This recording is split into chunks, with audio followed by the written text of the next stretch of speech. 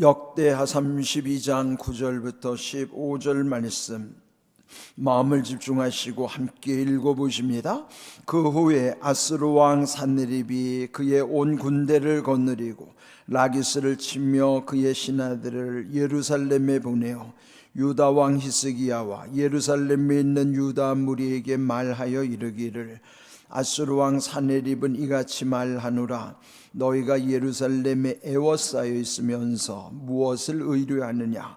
히스기야가 너희를 꾀어 이르기를 우리 하나님 여호와께서 우리를 아스루 왕의 손에서 건져내시리라 하거니와 이 어찌 너희를 주림과 목마름으로 죽게 함이 아니냐?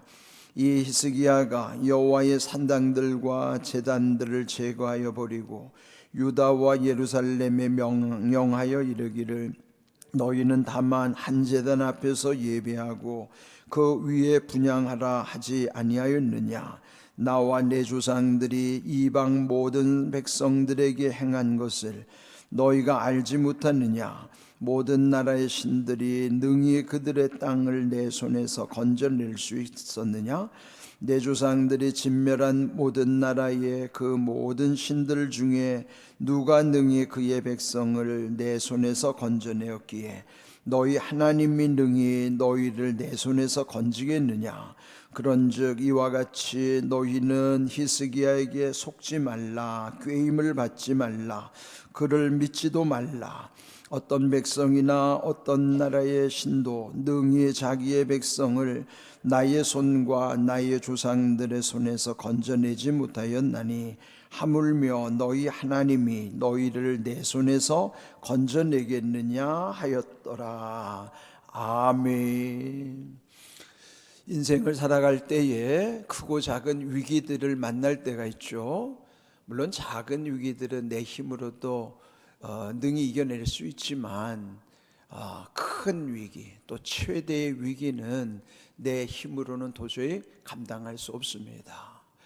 파란만장한 인생을 살아간다고들 표현하는데, 파란이랄 때 파는 작은 물결, 그는 우리가 능히 헤쳐갈 수 있는 정도의 물결을 파라고, 파란할 때 라는 우리가 감당할 수 없는 아주 거센 풍랑이 일어나는 파도를 란이라고 하는 거예요. 그러니까 우리 인생에는 그 파와 란, 작은 물결과 큰 풍랑들이 우리 앞에 놓여 있어요. 그게 만장과 같다는 거예요.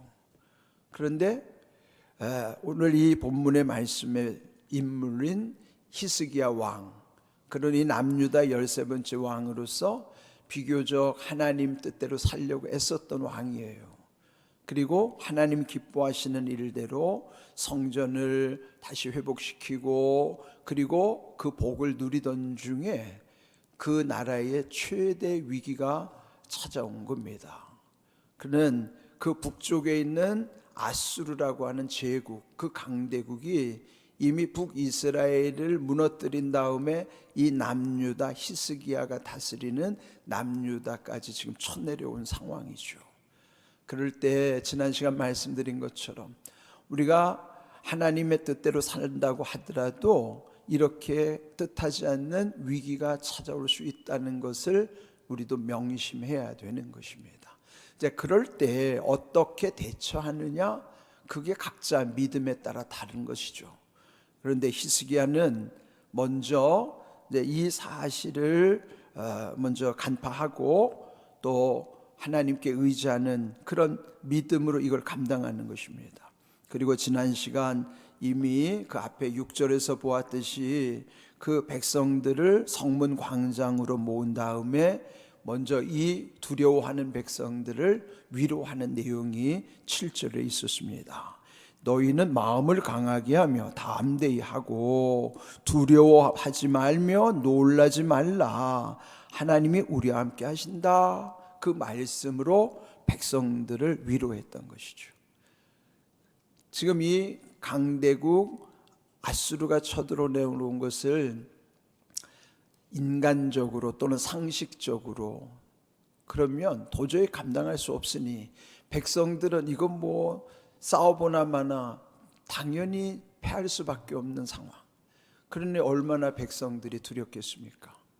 그러나 히스기야는 이 상황을 너머에 계시는 하나님, 전능하신 하나님을 의지하기 때문에 담대할 수 있었던 것이죠. 그래서 결국 그 백성들을 위로한 상황이었는데, 이제 오늘 말씀에 보면은 그 후에 이렇게 시작하고 있어요. 9절에 그 후라는 것은 히스기야 왕이 백성들을 위로하면서 용기를 북돋은 상황인데, 이 9절에 보시면은 아수르 왕 사네립이 쳐들어와 가지고 그 예루살렘에 있는 유다 무리에게 말하기를, 아수르 왕 사네립이 이같이 말하노라. 그러니까 왕이 그 아수르의 사람들을 이 예루살렘으로 이제 보내서 먼저 그 백성들의 마음을 흐트러 놓는 거예요. 그러니까 그 흐트러 놓는 내용이 뭐냐면은 그 마음에 히스기야와 백성들 사이를 이간질을 시키는 거예요. 예? 그러려면 어떻게 해야 돼요? 속여야죠. 그러면서 여기 오늘 하는 말을 보십시오. 여기 오늘 유다 무리에게 말하기를 10절 둘째 줄 보면은 너희가 예루살렘에 에워싸여 있으면서 무엇을 의뢰하느냐? 이미 예루살렘 성이 포위를 당하고 있는 상황에서 무엇을 의뢰하느냐? 믿고 있느냐? 이 말이에요. 그러면서 히스기야가 너희를 꾀었다, 왕이 백성들을 속였다, 그러는 거예요. 예? 그러니까 지금 이 사네립이 보낸 아수르의 이 지금 심리전을, 이 전쟁의 심리전이 아주 중요하죠. 심지어는 마음을 무너뜨리는 거예요. 겁을 주는 거죠. 그래서 지금 이들이 와서 이 히스기야 왕과 백성들 사이를 이간질시키느라고 히스기야가 너희를 꾀었다, 너희를 속인 거다. 그러면서 그 백성들에게 말하기를 우리 하나님 여호와께서 우리를 아수르 왕의 손에서 건져내시리라, 이렇게 히스기야가 말했는데 어찌 너희를 주림과 목마름으로 죽게 하며 하느냐? 이제 곧 너희가 죽을 건데 이거 어떻게 감당할 것이냐? 히스기야가 여호와의 산당들과 제단들을 제거하여 버리고 유다와 예루살렘에 명령하여 이르기를 너희는 다만 한 제단 앞에서 예배하고 그 위에 분향하라 하지 않았느냐. 그러니까 하나님 중심으로 이들이 다 지금 힘을 모으고 있는데 그것도 헛되다는 것이죠. 13절 나와 내 조상들이 이방 모든 백성들에게 행한 것을 너희가 알지 못하느냐? 모든 나라의 신들이 능히 그들의 땅을 내 손에서 건져낼 수 있었느냐? 옛적에 이미 여기 지금 쳐내려온 이 아수르가 이미 망한 나라들 보지 않았느냐? 우리가 다 그들을 함락시켰다. 예? 그러니까 너희들이 이미 역사를 통해서도 보았고 지금 현실을 보는데 히스기야가 그렇게 말했다고 해서 그거 속지 말라는 거예요. 그러니까 심리전으로 지금 이들이 와가지고 교묘하게 이간질을 시키는 것입니다. 그러면서 14절 내 조상들이 진멸한 모든 나라의 그 모든 신들 중에 누가 능히 그의 백성을 내 손에서 건져내었기에 너희 하나님이 능히 너희를 내 손에서 건지겠느냐? 이전에 다른 나라들도 그들이 섬기는 신들이 그들을 구원하지 못했는데 너희가 믿는 하나님이 너희를 구원할 수 있겠느냐? 이 말에 이제는 하나님을 모욕하는 말까지 하는 거예요. 예? 히스기야 왕을 이간질시킬 뿐만 아니라 그들이 지금 여호와 신앙으로 하나 된 것을 깨트리려고 너희 하나님이 너희를 또한 구원할 수 있겠느냐? 지금 이렇게 그 백성들의 마음을 무너뜨리고자 하는 것입니다. 그러면서 15절 그런즉 이와 같이 너희는 히스기야에게 속지 말라, 꾀임을 받지 말라, 그를 믿지도 말라. 지금 속이는 자가 누구예요? 지금 이 아수르 사네립 왕이 보낸 그들이 지금 속지 말라 그러면서도 사실은 그들이 속이고 있는 거예요.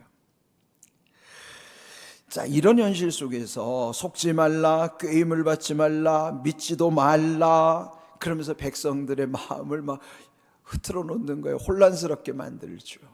그럴 때 하나님 중심의 신앙이 없으면요 다 넘어갑니다. 중심이 무너진 사람들은요, 그 말에 다 무너질 수밖에 없어요. 이건 오늘날 우리의 삶 속에서도 마찬가지예요. 지금 히스기야는 하나님 편에 서 있고, 이 아수르는 하나님을 알지 못하면서도 이 민족을 이제 침략하기 위해서, 이들을 무너뜨리기 위해서 백성들의 마음을 교란시키는 거죠. 그런데 중요한 것은, 그러면은 지금 이 서로 다른 메시지가 흘러갈 때 있어요. 또 우리 현실 속에도 그래요. 물론 우리가 늘 하나님께 기도할 때, 우리나라와 민족을 위해서 기도할 때는 하나님이 우리 편이 되달라고 기도하는 거예요? 우리가 하나님 편이 되기를 기도하는 거예요? 이거 중요한 거예요.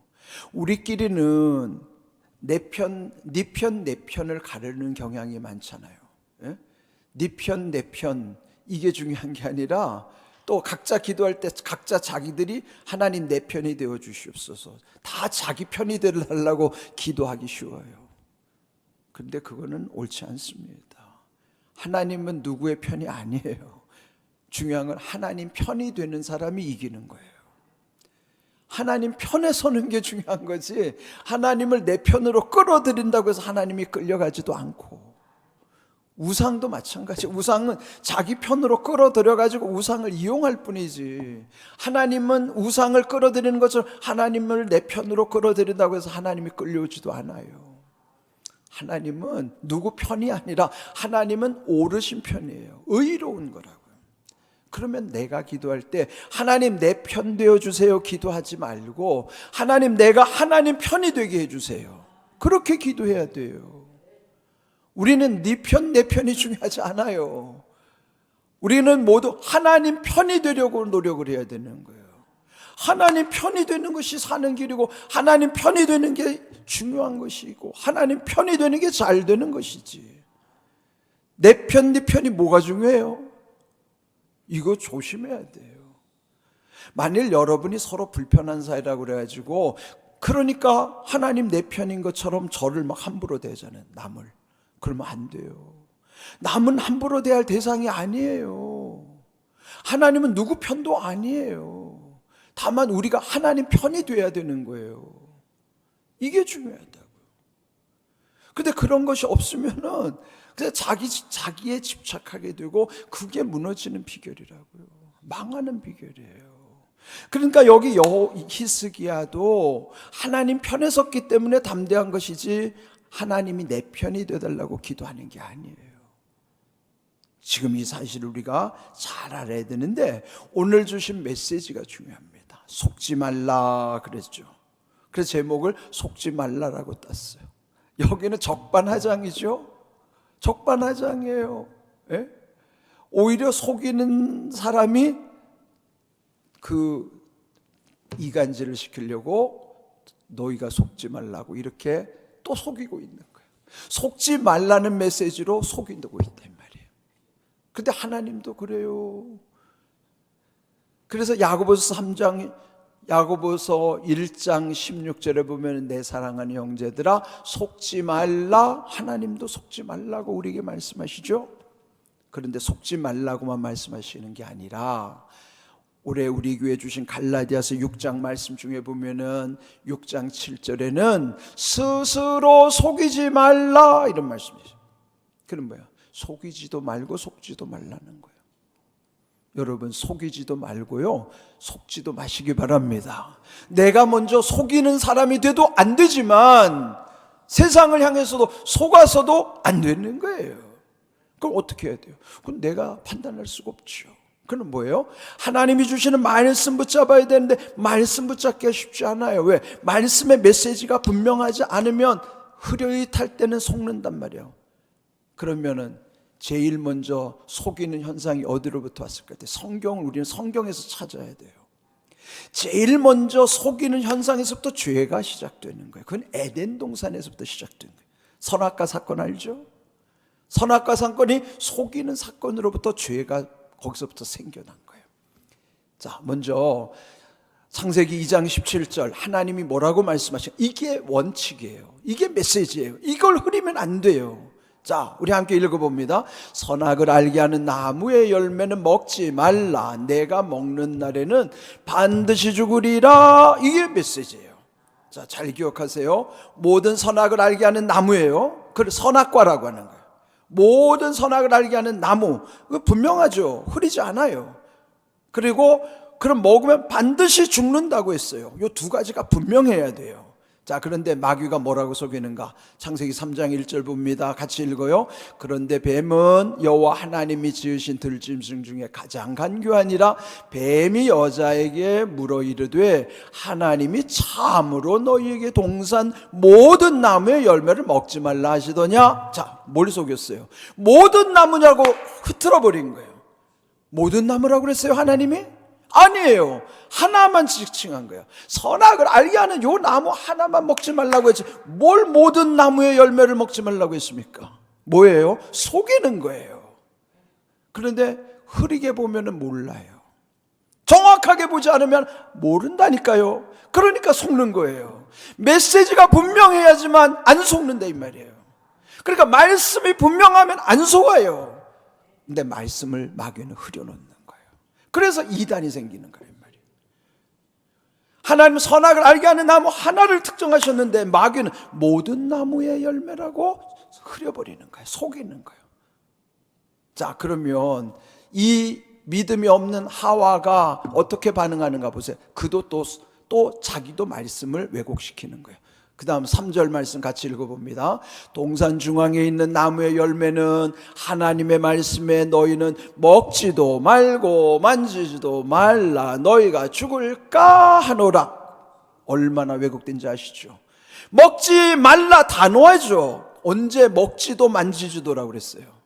먹지 말라는 게 단호한 거예요. 그런데 먹지도 만지지도 말라. 만지라는 말 왜 그건 자기 말이에요. 자기. 하나님은 먹지 말라고 단호하게 마셨지, 언제 말씀하신 것을 이 하와가 먹지도 말고 만지지도 말라, 이거 자기 말이에요.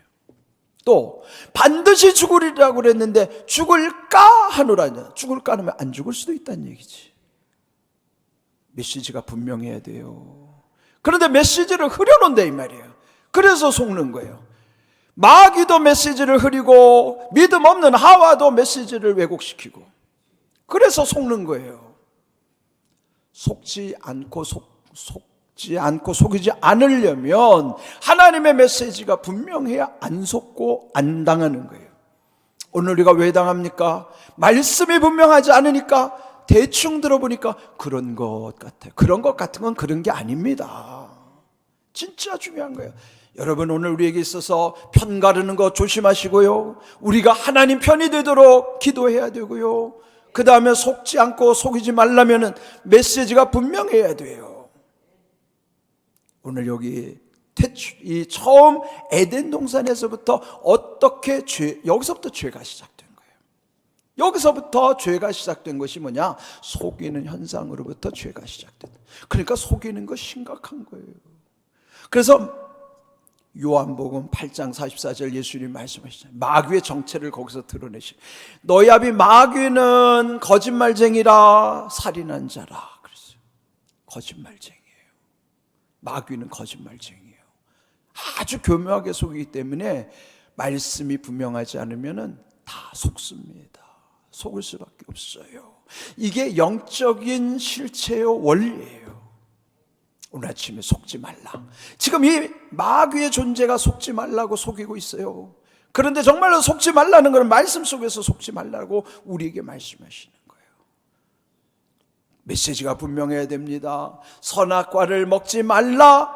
먹으면 반드시 죽으리라 그랬는데, 그런데 모든 나무의 열매라고 흐려놓는 이 마귀의 전법, 그리고 믿음 없는 하와도 만지지도 먹지도 만지지도 또 반드시가 또 죽을까 하노라고 말씀을 왜곡시켜 놓은 거예요.